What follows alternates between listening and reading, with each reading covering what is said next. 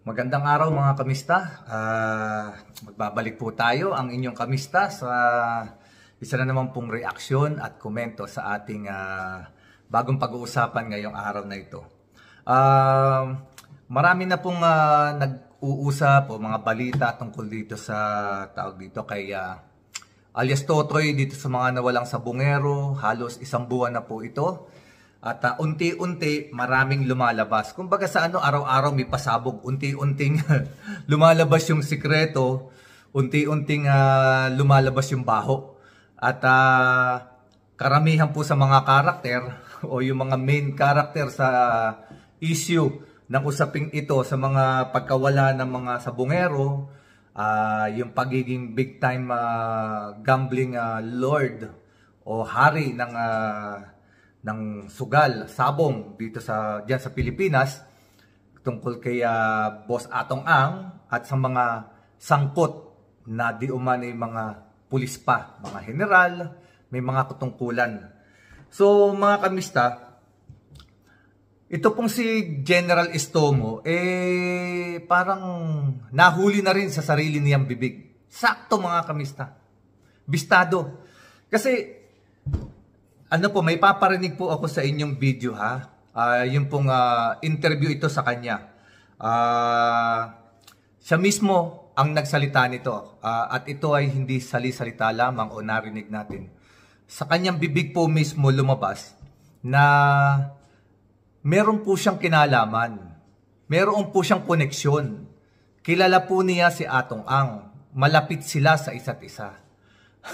Paririnig ko muna po sa inyo at then atin po itong pag-uusapan. Okay, ito po pakinggan po ninyo mabuti. Ito po ay galing sa interview niya sa isang news outlet po mga kamista. Pakinggan po natin mabuti ha. Uulitin po natin ito pagkano. Pero kay Charlie, kay Atong Ang, kayo ba may personal na relasyon, koneksyon? Kaibigan niyo ba siya? Magkaibigan ba kayo? Magkakilala kayo? Okay. Naghanap po ng pamamaraan, makakilala siya. Okay. First time ko lang siya nakilala. Siyempre, nahingi ng tulong. Actually, aminin ko, nabigyan niya ako ng kaya nagkaroon ako ng 2 beating station sa Jail Santos City. Kaya kung patunayan, okay, mga kamista. Subukan nating ulitin ha. Subukan nating ulitin. Okay. Pakinggan niyo pong mabuti ha. Ang sinabi po niya sa sarili niyang bibig, ganito yan ha.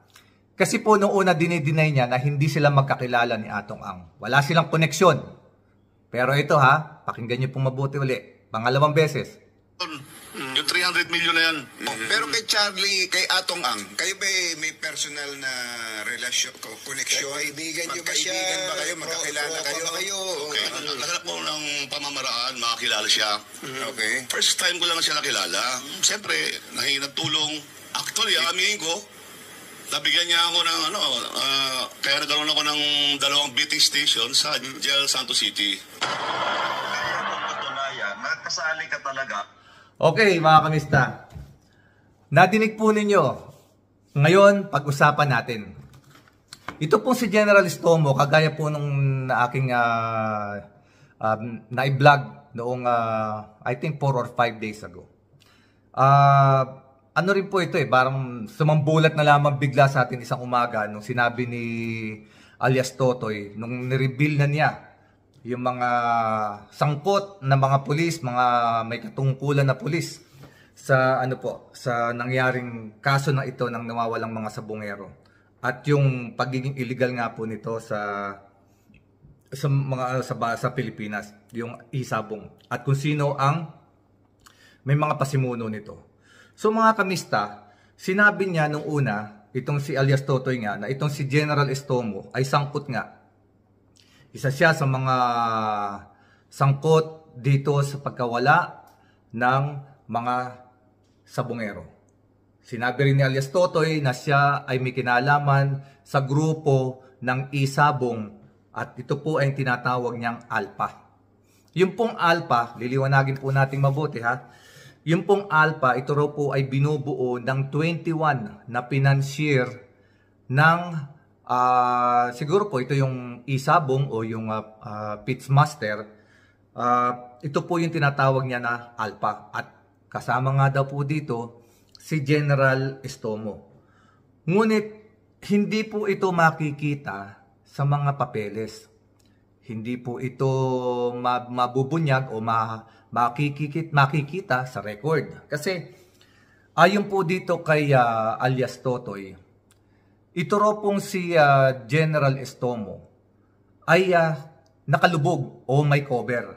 Ibig sabihin po nito, nakalubog, may cover, siya po ay out of the sight. Hindi siya nakikita ng mga tao na siya directly involved dito sa operasyon ng Isabong. Pero, meron siyang ginagamit ng mga dummy. Pero itong dummy niya ay totoong tao. At ito po ay sa katauhan ni Lito Guerra. Si Lito Guerra po ay isa ring big time sa larangan po ng industriya ng sabong. Marami pong mga manok yan, kilala yan sa kanyang lugar,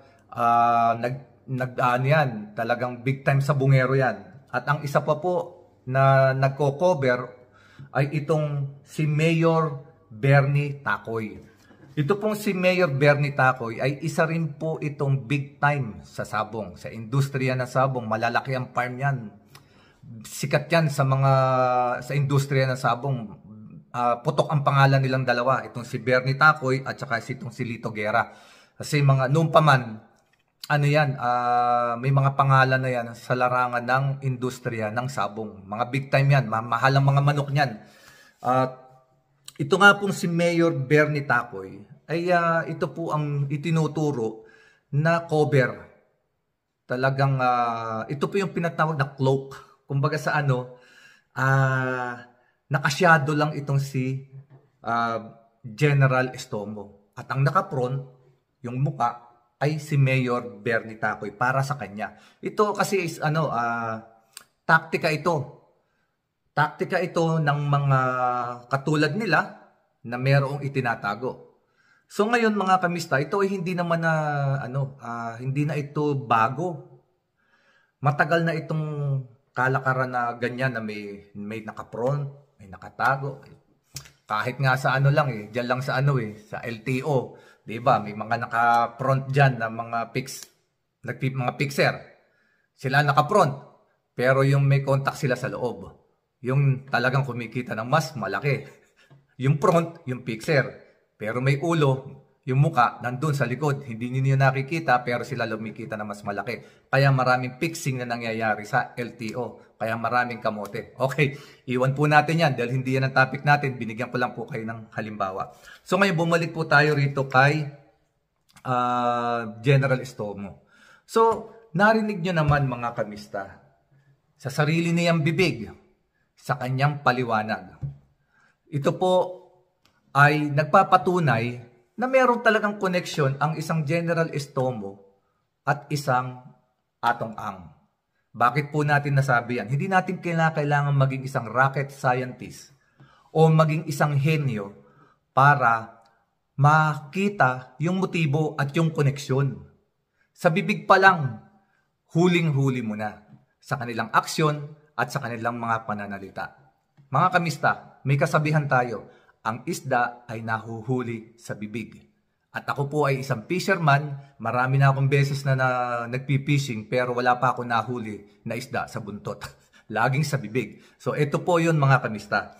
So narinig nyo yung video. Ang sabi niya, aaminin ko po. Nakilala ko po yan isang beses, si Atong Ang.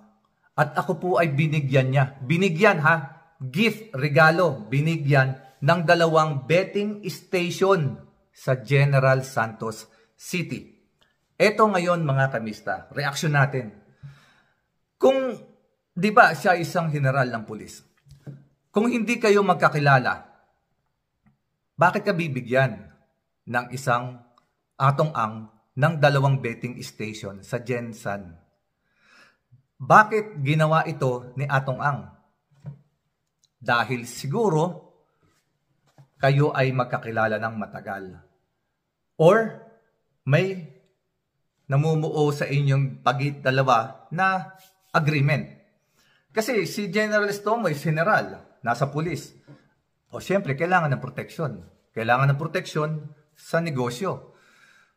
Di po ba mga kamista? So ngayon, ito po ang isa pang tawag dito, yung gray area kasi. Si General Estomo ay isang pulis. Bakit po siya tatanggap kung ito po sinasabi niya na binigyan siya, na regaluhan siya? Bakit po bilang isang general, bakit ka tatanggap ng regalo na betting station ng Isabong? Ito nga po ay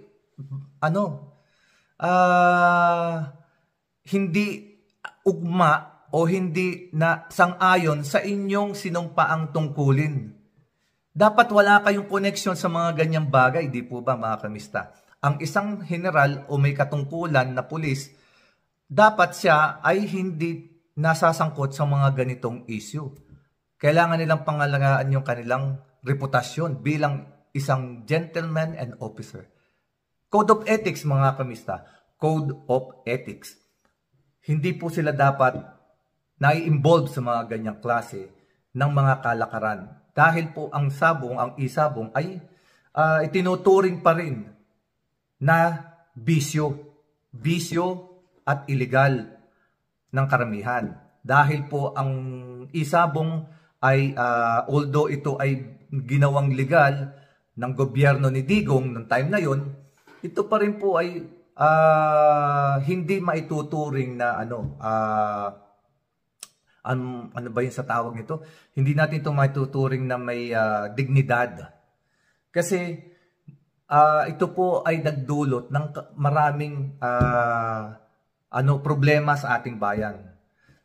Yung isabong po na yan, iisa-isahin ko sa inyo. Kung inyo pong matatandaan, marami po dyan ang napariwara na kahit estudyante nakakataya at nauubusan ng pera. At yung iba, pati mga baon nila, ay na itataya nila. At karamihan nga po, may mga tricycle driver, yung kanilang mga tricycle na hulugan, hindi na nila nahulugan. Yung mga iba naman na may mga sasakyan, ibinebenta na yung sasakyan dahil marami nang natalo sa isabong. So hindi po ito ethics, very unethical po itong ganitong kalakaran ng gambling. So balik po tayo doon sa connection ha. Na ipinaliwanag ko lang uli, inisa-isa ko lang konting segue. So mga kamista, sinabi rin po nitong si alias Totoy na ito pong si General Estomo, si Lito Guerra at si Mayor Bernie Tacoy ay parte nga ng ALPA at sila po ay mayroong pinaghahatian na halagang 70 million pesos every month. According po ito kay alias Totoy na sila po ay naghahati-hati dyan. So, ito po yung isa pang conclusion ko at gusto ko lang din na liwanagin yung aking reaction. Ang sabi po kasi ni Estomo, hindi po niya talaga kilala si Atong Ang. Ito po ang reaksyon ko. Bakit po naman nasabi ni General Estomo na itong si Atong Ang ay mabait, walang ginagawang masama? Kung sinabi, parang ganito lang po yan mga kamista, kung kayo po ba, di po ba yung kaibigan ninyo, matagal mo nang kilala ito, masasabi mo kung ano ugali niya. Pag sinabi mo na ang taong ito ay mabait at walang ginagawang masama, matagal na kayong magkakilala, di po ba? So kaya po mga kamista, huli, sakto, nadali sa bibig, sa sarili niyang bibig, involved si General Estomo kay Atong Ang. Dahil inamin niya na siya raw po ay binigyan ng 2 betting station nitong si Atong Ang sa General Santos City. Kung ibig mo sabihin nun, connected silang dalawa at siya ay may kinalaman sa isabong at meron siyang kinalaman sa grupo ni Atong Ang. Imposible na sila isang beses lamang nagkausap, nagkaharap at kagaya na sinasabi po ni General Estomo na isang beses lamang daw po silang nagkita. Isa lang po masasabi ko dyan. Kwento mo yan. Yan ang kwento mo. Okay, wala tayong problema doon kasi kanya-kanya tayo ng kwento. So mga kamista, so sa tingin po ninyo kung sino ang nagsasabi ng totoo, Paki-comment nga po mga kamista. Meron tayong comment section. Yung inyong opinion ay siguro opinion ko din. Kung ano po yung nasa isip ninyo, siguro po nasa isip ko rin. So mga kamista, kung meron po kayong gustong sabihin, paki-drop lang po, paki-lagay lamang po sa ating comment section. At kung ikaw po ay hindi ko pa subscriber at nakaabot ka dito, maraming salamat sa inyong panonood. At paki-subscribe, like, and share naman mga kamista. Parang ito na rin po yung tulong ninyo sa aming mga nagko-content para po lumago yung ating community. Paki-share po sa mga kaibigan at don't forget to press the bell button din po para kung may bago tayong update o video ay mapanood pa rin po ninyo.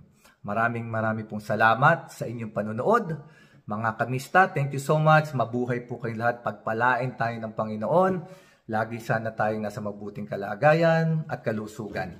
Ito pong ating ginagawa ay hindi para paghusga sa mga pinag-uusapan natin, kundi tayo ay nagre-react lamang at nagkukomento sa mga nakikita nating pangyayari sa ating lipunan na hindi naman po pwedeng hindi pakialaman. Dahil tayo po bilang Pilipino, kailangan po nating makialam sa mga isyu na makakaapekto sa ating lipunan.